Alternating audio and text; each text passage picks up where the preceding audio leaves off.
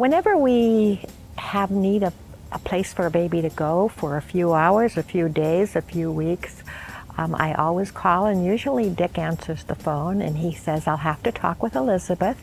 And Elizabeth always says yes. Dick and Elizabeth have cared for 217 babies to date. By the time this video is seen, there may be more. Well, we first got involved back in 1963.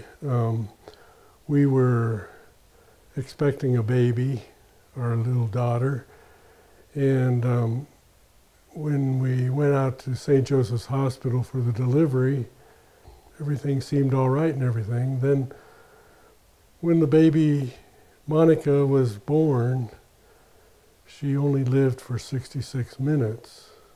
So we feel we have a little angel in heaven. But she, in that 66 minutes, impacted our lives for the rest of our lives. My mother suggested foster care. So we did inquire about it. We did get approved, and that was the start of our, 50 years? Close to 45, son. 45 years of taking care of foster babies for Catholic Community Services. I do remember the one we had for 8 months. That was probably the hardest to give up. Being with us and our children, we would take him camping and everything, and he was on a backpack and I'd take him hiking. And so he, eventually when he started talking, he called me Papa. None of my children called me Papa, they called me Daddy. But for some reason or other, he picked up the word Papa. As he was leaving the door, he was crying, Papa, Papa. And I felt all choked up, you know, of course. It was a sad moment to see him go. And his adoptive parents said all the way up to Phoenix, he was crying, Papa, Papa, all the way home. So they felt bad too. But anyway, 22 years later, he came back, visited us here, a very nice young man, beautiful.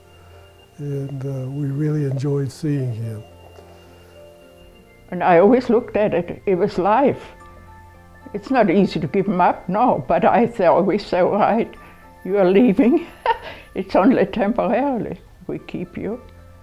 I choke up about it, but that's okay. And now people ask, why would you still want to get up at night? I said, why not? I still enjoy the babies. We still see another foster child we had. His name was Kevin. His adoptive parents named him Will. And he's up in Seattle, and he's, I believe, going to graduate from college this year. But we see him occasionally when we go up to visit our grandchildren.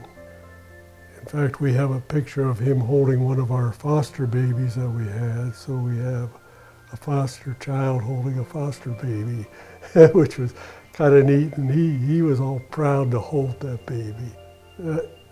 Every baby is different. You wouldn't think a little thing like that could be different, but each one, all 217 of them, are different. Their likes and their dislikes and what they do and everything. It's just amazing. Bradley, when he got older, he got so loud. I couldn't stay in church. I had to go to the back because I didn't like the cry room. So I went to the back, and then if it got too loud, then I went outside. I could hear Mass from there because he would laugh. Oh my goodness. He'd get the people behind him laughing too. Oh, he was a happy fellow. Yeah. Some people ask how we can give him up. And part of the problem is I don't make enough money to pay for 217 children that I would have. So that's one reason. The other reason is that we know when we receive a baby that it belongs to somebody else, and that's a good feeling when you see the adoptive parents walk out of here out of our house with a little baby in their arms. It's a good feeling because we see how well they feel. The one time we had 4 generations. The baby we had, the birth mom, the grandma and the great-grandma. They came all here. And I thought that was the neatest thing. That's our life story, isn't it? But thank goodness Catholic Social Service let us be foster parents. That was the best thing. The Buchanan Bunch, the Buchanan Bunch. That's the way they became the Buchanan Bunch.